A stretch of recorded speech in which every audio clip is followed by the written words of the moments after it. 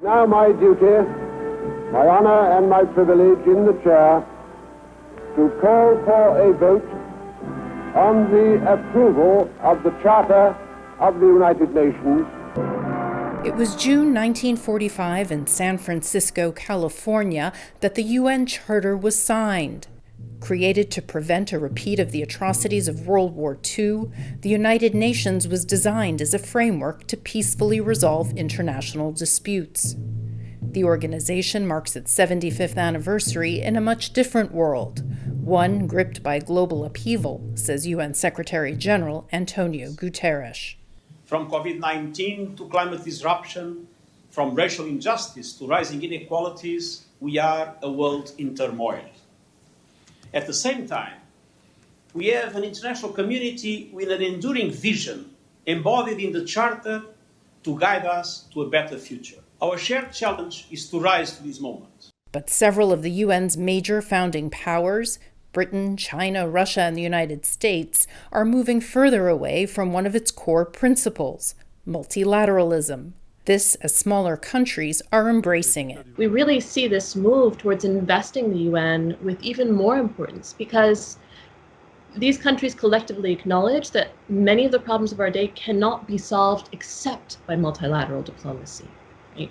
Things like climate change, things like global health, as we see too clearly today, can only be solved through international cooperation. The UN chief acknowledges that today's multilateralism needs to be more robust. The problem is not that multilateralism is not up to the challenges the world faces.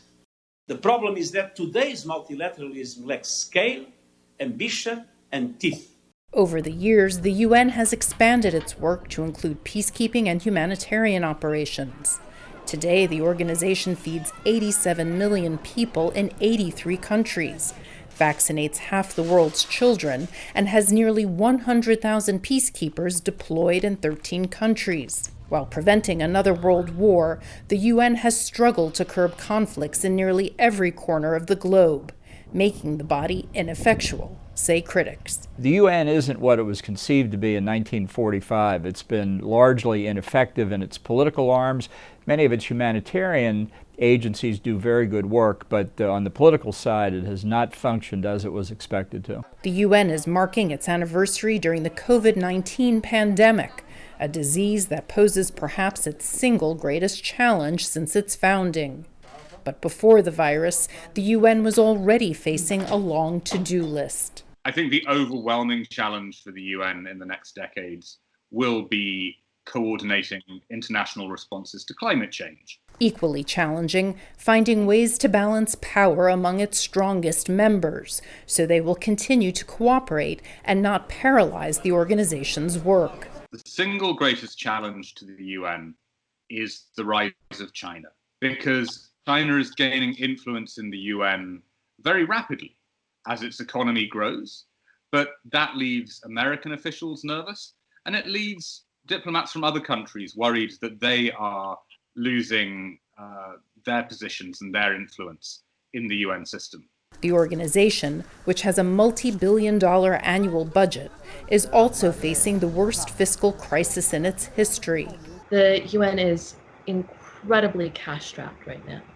And that has real-world consequences. It has programmatic consequences. It has consequences for peace and security. It has consequences for things like global health, as we see today. As the UN looks ahead, it will need the unity and political will of its 193 member states to successfully tackle the many problems the world faces. Margaret Bashir, VOA News, New York.